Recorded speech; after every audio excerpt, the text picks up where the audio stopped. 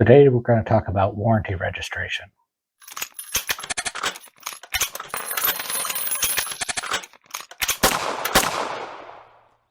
So there are plenty of videos out there that have talked about why government registration is a bad thing, and we're not getting into that today. What we are getting into is another question. When you purchase a firearm, it generally comes with some kind of a warranty card asking you to register it. Sometimes just so you can get a coupon, sometimes it gives you other things like it verifies that you bought the firearm, therefore when you do have an issue or if you have an issue, they'll cover it under the warranty. I started thinking about this the other day when I got something new that came with one of those cards, and I started to wonder, is this a de facto registry that I'm basically putting myself on? So for anyone out there that doesn't know how tracking of a firearm works when it's used in a crime, it's very different than how it works on a TV show. It's not something where they simply put a serial number into a database and they know who owns the weapon. It's not that simple. They have to go through several other steps. So the first thing they do is they take that serial number and they call the manufacturer. So say it's a Smith & Wesson. They take that serial number, they call Smith & Wesson. They say, we need to track down who you sold this gun to. Smith & Wesson is then required by law to give them the information of the distributor or the FFL that they sent it to. So then the police contact that distributor, that FFL, and they say, who did you sell it to? And the distributor might say, I sold it to this FFL. The FFL may say, I sold it to this individual once they pulled up out of their records. The police then contact that individual. They say, hey, Joe Bob Smith, we see you bought this weapon. Where is it? And Joe Bob at that point can say, well, I still have it, or I lost it, or it was stolen, or I sold it to Jim down the street, or I sold it to this other FFL across town, and etc. So this could go on for a while. If it's not the original owner, then there's a whole lot of chasing down how that gun got to where it got. So let's take another example here. This time, the police have a gun that has been used in a crime, and they call the gun vendor, the manufacturer. They say, we have the serial number. Who did you sell it to? Now that vendor pulls up their database. They go, oh, hey, we sold it to Jim Bob's FFL out of Arkansas. However, Joe Smith over here, he filed warranty registration on it. Here's his name, phone number, and address.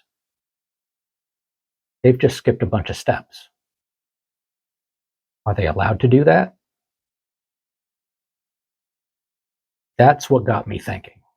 So, to be fair, I expected to have a lot more data for this video. I'm extremely disappointed by a lot of firearms manufacturers that I reached out to.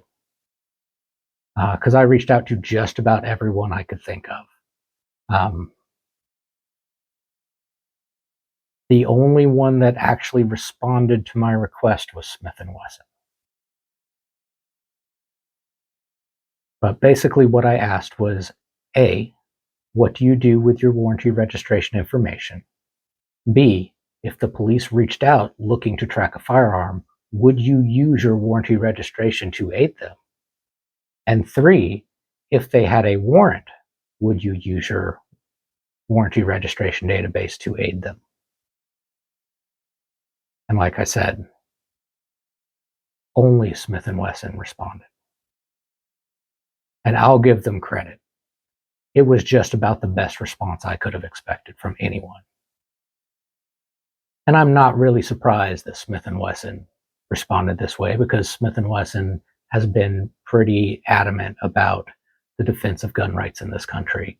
And they've been one of the biggest ones pushing back against a lot of the constitutional infringements that have been happening.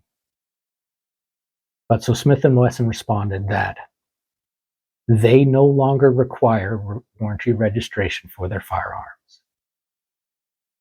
They will repair anything under warranty regardless of whether it was registered. And oh, by the way, they no longer have access to their warranty registration database. In other words,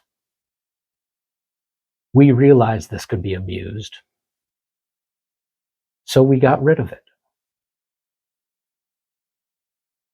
I wish I had that kind of response from the others I reached out to. The problem I see now is Smith & Wesson, they're golden. If you buy something from them, you're safe. But now any one of these other gun manufacturers that say don't have that strong of a response, they might give your information. They might pull a Liberty safe. We don't know. And being a gun owner, if you are able to be pointed out as owning one gun, does it really matter how many other guns you own?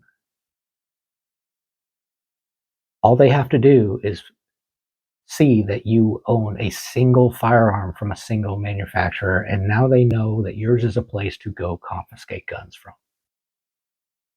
Now, true, they might not know where all of them are. They might not know how many you own, but they know to search a little harder.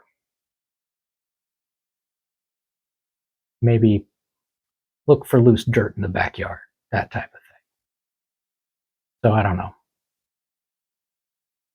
I'm a little hesitant now to fill out any of the warranty registration information. I'd almost rather take it to a gunsmith when it fails and pay for the fix than put myself on any more registries. But at this point, who knows how many I'm already on? Does it matter? Tell me what you guys think. Am I blowing this out of proportion? Or is this a real concern? I mean, each gun manufacturer could have their own de facto registry sitting there. So let me know. But that's it for today's soapbox. Talk to you later.